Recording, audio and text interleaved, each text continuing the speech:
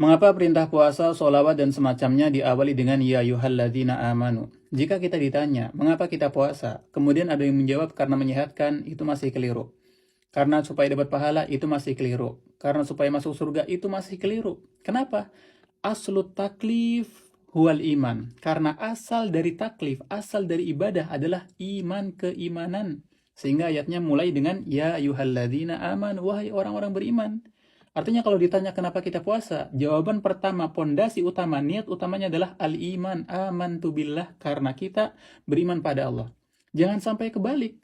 Jangan sampai kita puasa karena ada manfaat, karena ada pahala. Itu kebalik.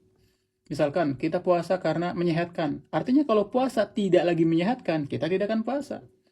Karena puasa mendapatkan pahala, artinya kalau puasa tidak ada pahalanya, kita tidak lagi puasa. Karena puasa kita bisa merasakan rasa lapar orang-orang yang selama ini kelaparan. Kalau semua orang yang di dunia ini kelaparan hilang, kita tidak lagi puasa. Kan seperti itu. Karena ibadah apapun, pondasi utamanya adalah iman. Begitupun dengan sholawat. Jangan sampai kebalik. Kita sholawat karena supaya doanya diijabah, supaya terkabul, supaya dapat pahala, supaya hajatnya terkabul. Bukan. Aslu taklif iman, sehingga ayatnya datang dengan ya ayyuhalladzina amanu sallu alaihi, wahai orang beriman, iman dulu. Kenapa kita sholawat? Karena kita amantu billah, beriman pada Allah.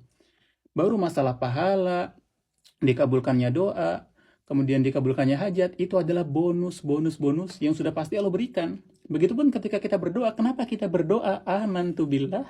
Karena kita beriman kepada Allah. Masalah dikabulkan, nanti juga Allah kabulkan.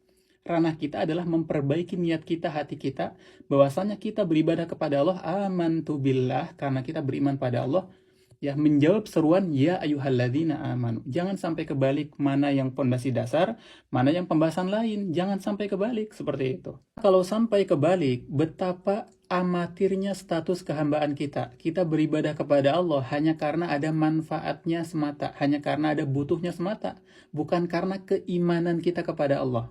Jangan sampai kebalik. Wallahu a'la wa a'lam.